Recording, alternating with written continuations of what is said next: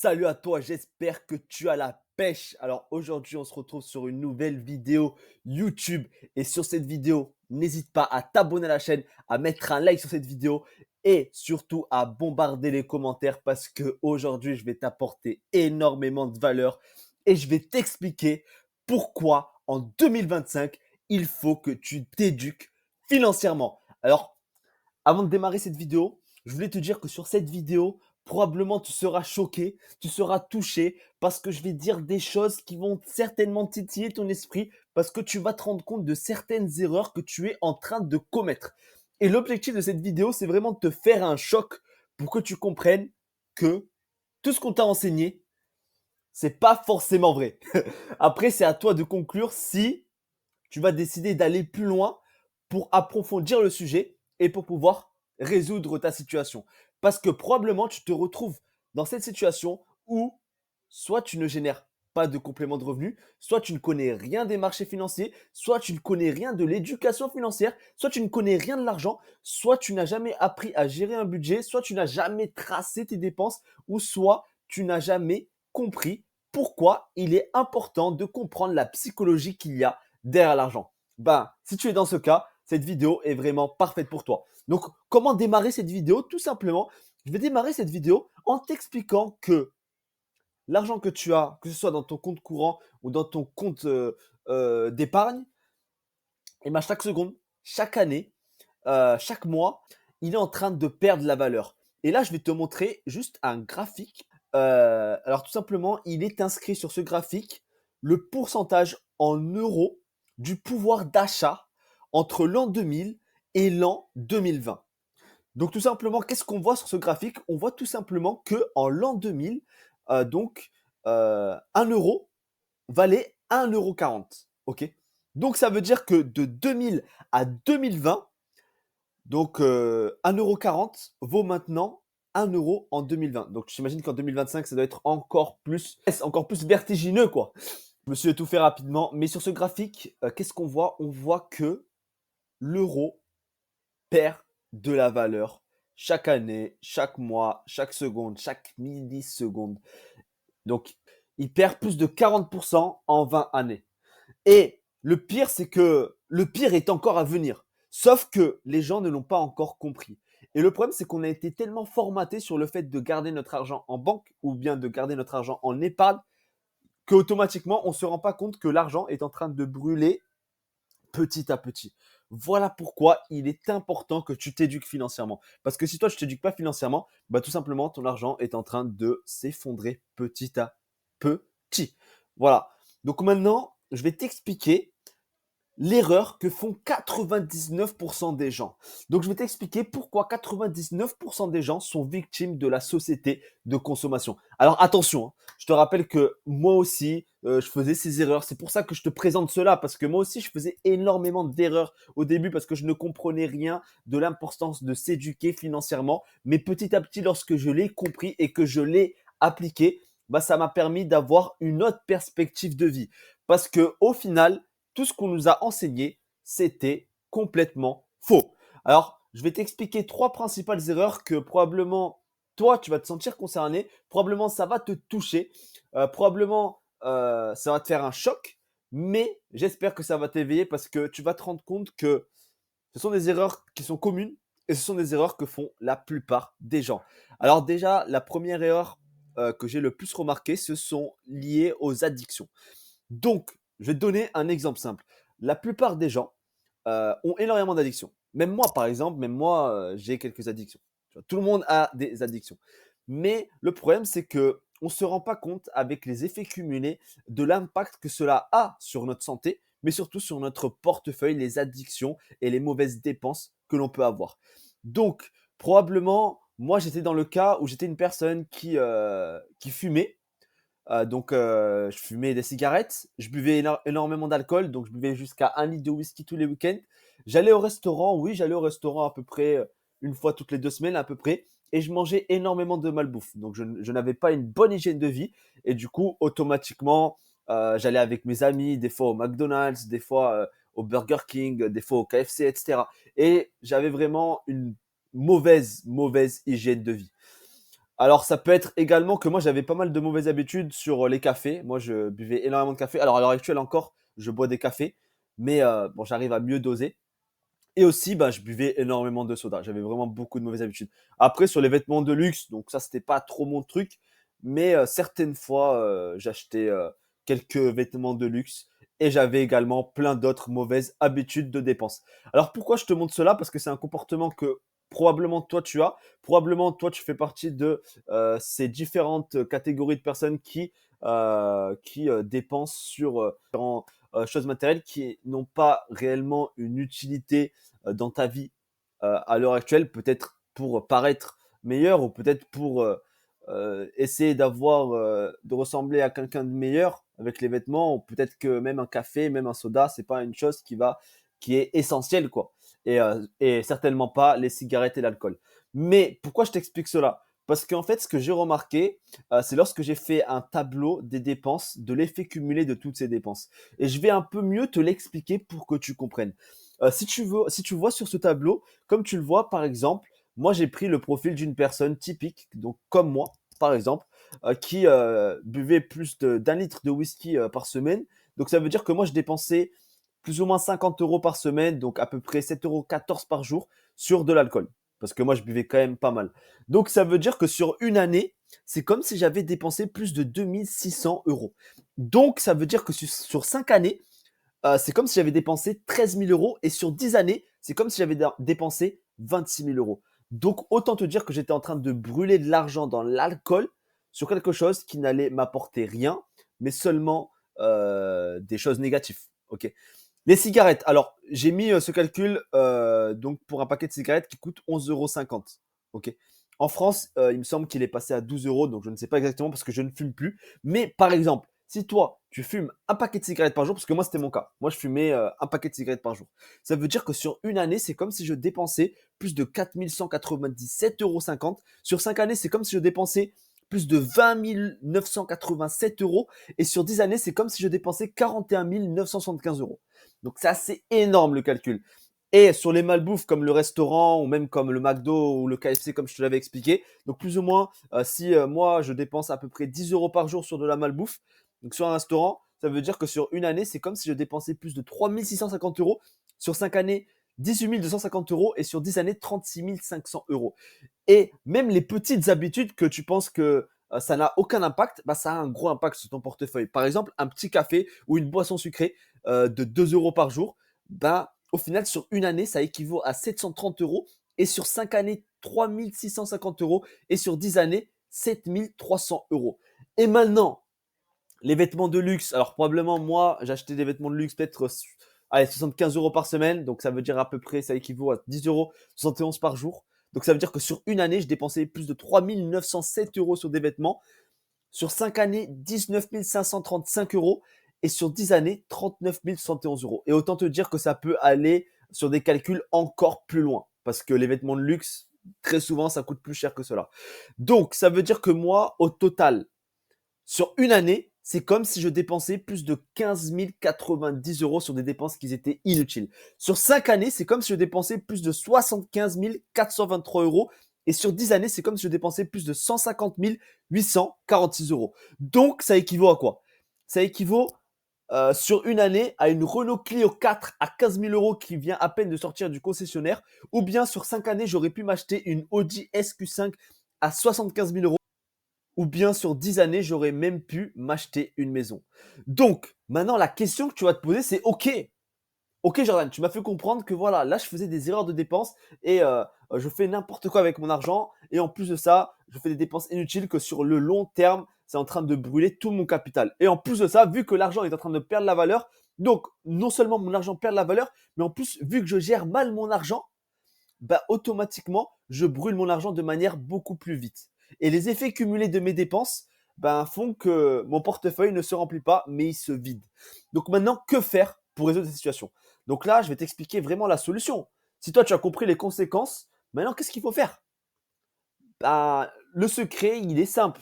Il faut tout simplement tracer tes dépenses. Ça va commencer par cela, parce que la plupart des gens, ils pensent que voilà, il faut directement investir, gagner de l'argent, etc. Mais les bases, ça va être de tracer tes dépenses. Donc là, ça va être peut-être avec un Excel ou bien avec une application comme Banking. Ça pourra te permettre de pouvoir tracer tes dépenses. Donc même les notes sur ton téléphone, ça peut te permettre de également tracer tes dépenses. Parce que lorsque tu vas tracer tes dépenses, tu vas te rendre compte de tes dépenses inutiles et tu vas reprendre le tableau que tu viens de voir sur cette vidéo et tu vas te dire, OK, est-ce que moi je peux enlever cette dépense? Et si oui, bah, tu vas voir que sur le long terme, bah, tu vas économiser l'argent et tu vas en épargner. OK? Maintenant, la deuxième erreur que j'ai vue de la plupart des gens, c'est que la plupart des gens épargnent pour épargner. Alors moi, je faisais partie également de ce type de personne parce que moi, j'avais toujours été éduqué comme une personne qui devait garder son argent dans son livret A, dans son compte courant, dans son assurance vie. Donc, c'était un peu les choses basiques qu'on m'a toujours enseignées. Et ce que j'ai remarqué, c'est que c'est un peu la même chose pour la plupart des gens, la plupart des Français, puisque j'avais vu une statistique qui expliquait que 56 millions de livrets A ont été comptabilisés en fin 2022. Donc, il a été augmenté l'an dernier de à peu près 300 700 en France. Donc, selon le dernier rapport annuel de la Banque en France. Donc, ça veut dire qu'il y a plus de 8 Français sur 10 qui détiennent un livret A.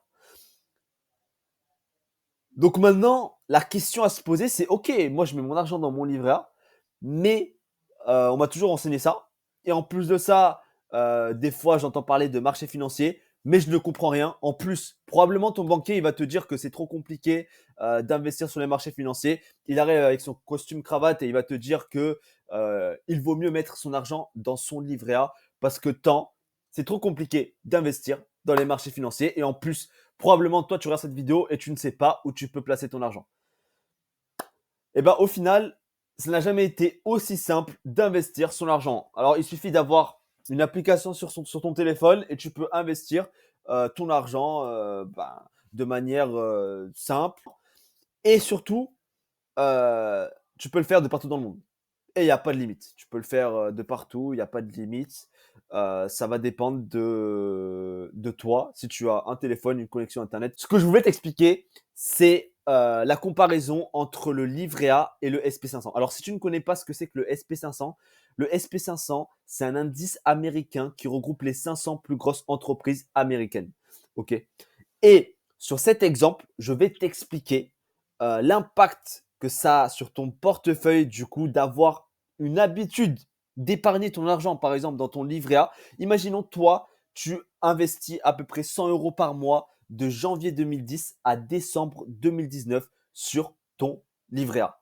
Donc, ça veut dire que toi, tu auras investi au total 12 000 euros et tu auras fait 685 euros de bénéfices. Donc, ça veut dire que tu te serais retrouvé avec à peu près 12 685 euros au total sur 10 années. Et rappelle-toi qu'en plus de ça, ton pouvoir d'achat, il baisse parce que la monnaie européenne est en train de chuter jour après jour, seconde après seconde, mois après mois et année après année. Maintenant, sur l'autre exemple, imaginons toi, tu investis avec une application sur le SP500, donc tu investis sur les 500 plus grosses entreprises américaines et tu investis 100 euros par mois de janvier 2010 à décembre 2019. Donc ça veut dire que toi, tu auras investi 12 000 euros et tu auras fait à peu près 10 966 euros de bénéfices et au total, tu te serais retrouvé à 22 966 euros et 54 centimes environ. Donc, on voit là que le calcul est assez ahurissant. Sauf que la plupart des gens n'ont jamais été enseignés sur le fait d'investir leur argent sur le SP500. Tout simplement pour une seule et simple raison, parce que euh, le banquier va t'expliquer que c'est très très très compliqué d'investir ton argent, alors qu'en réalité, ça n'a jamais été aussi simple. Il faut tout simplement appliquer une stratégie sur le long terme, parce que comme tu vois sur l'effet cumulé, au final, il y a un écart de plus de 10 000 euros, donc un écart très très très conséquent. Et en plus de ça, tu as quasiment doublé ton capital avec 12 000 euros investis. Donc c'est assez stratosphérique ce que tu aurais pu faire en investissant seulement sur le SP500 pendant 10 années. Sauf que la plupart des gens ne t'enseignent pas ça. Et là, aujourd'hui, je viens de t'enseigner ça. Donc, déjà, rien qu'avec cette information, ça vaut énormément d'argent parce que, au final, là, tu pourrais te retrouver en prenant cette décision d'investir sur le SP500 durant tes 10 prochaines années, de pouvoir faire un résultat similaire, voire encore plus exponentiel. Bien évidemment, je vais pas te conseiller financièrement. C'est toi qui vas prendre tes propres décisions, tu vois, bien évidemment.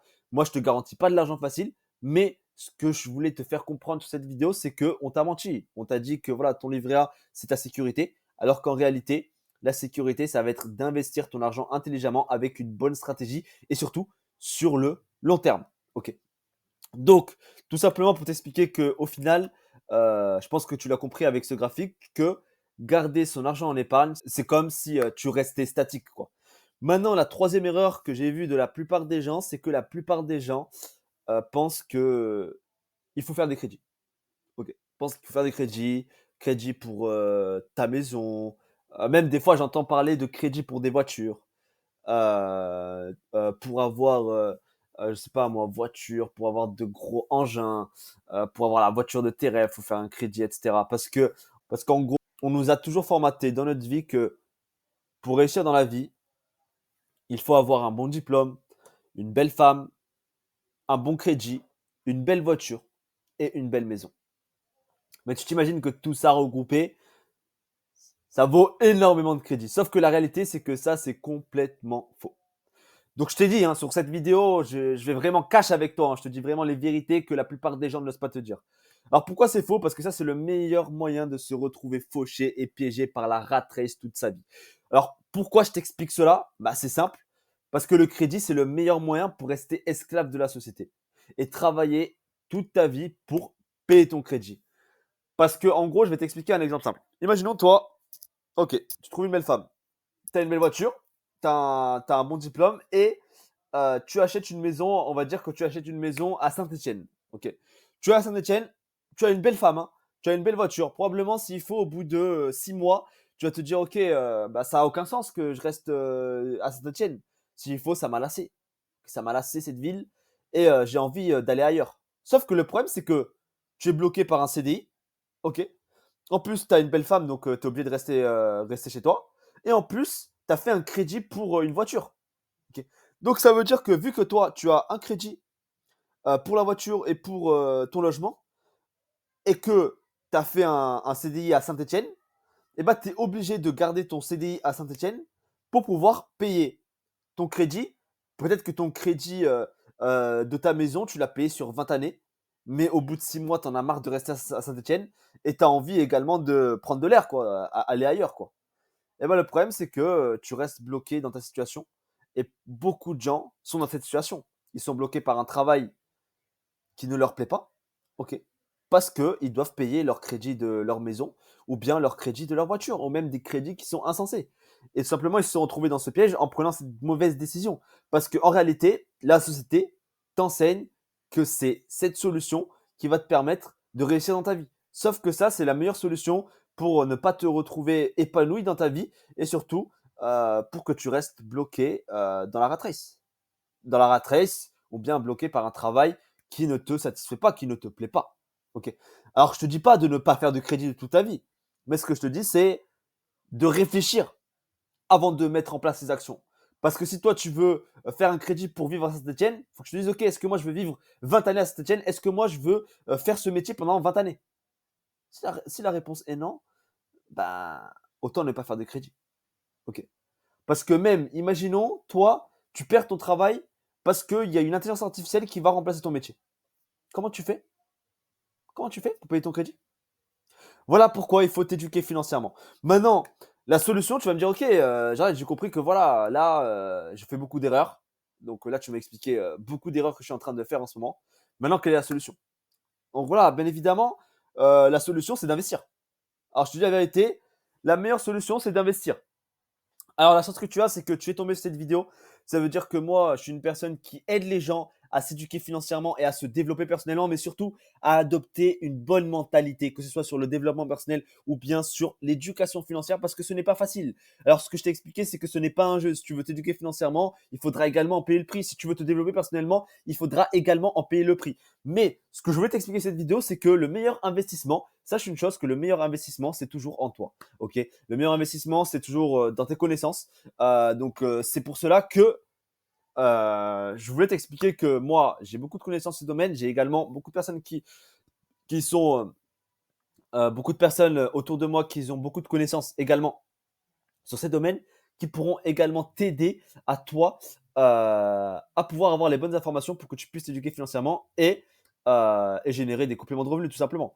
Parce que tout simplement, moi j'ai différents clients et il y a différents clients qui ont appliqué cette méthode. Donc tout simplement, ils ont tout simplement évité de faire toutes ces erreurs. Au moins, ils ont évité au maximum de faire toutes ces erreurs. Ils ont appris à générer l'argent, ils ont appris à épargner l'argent, ils ont appris à investir leur argent. Et aujourd'hui, ils arrivent à générer des compléments de revenus. Alors, bien évidemment, je ne te garantis pas de l'argent facile avec cette vidéo. Les témoignages que tu vas voir par la suite, ce sont des témoignages qui sont dus à une recherche, à de l'information, ils sont dus à un passage à l'action, ils sont dus à une stratégie. Et ça ne s'est pas fait du jour au lendemain, bien évidemment. Mais par contre, ce qui est beau, c'est que les résultats sont là. Et quelques clients ont réussi à générer des compléments de revenus rien qu'en appliquant cette méthode et en évitant de faire l'erreur que font la plupart des gens. Donc, on voit par exemple le témoignage de Françoise qui, elle, a configuré l'un des services phares que je suis en train d'utiliser en ce moment, mais que utilisent la plupart de mes clients, qui s'appelle SageMaster. Et elle a réussi, grâce à une stratégie, à faire plus de 17% en moins d'une semaine dans un compte démo. Ou bien on a Enzo qui, lui, dans un compte réel, a réussi à faire des compléments de revenus de plus de 105 $. Ou bien on a également Alian qui a réussi à faire plus de 74% sur une stratégie, donc à peu près 267 $. Ou bien plus de 22,4% sur une autre stratégie. Donc bien évidemment, tous les résultats que tu vois sont dus à une recherche, à une information. Donc, c'est pas pour te promettre de l'argent facile. Mais ce qui est beau, c'est que il commence à y avoir de bonnes histoires de succès et il y en a encore plein d'autres histoires de succès.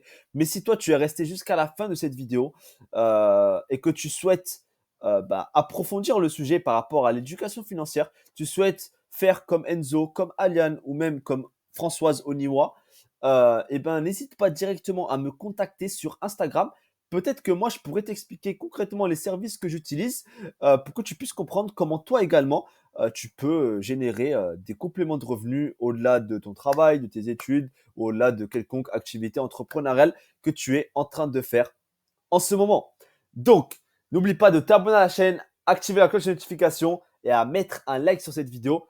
Et surtout, à me dire ce que tu en as pensé parce que je pense que ça a été choc cette vidéo et je pense que ça t'a apporté énormément de valeur. Ouais, cop!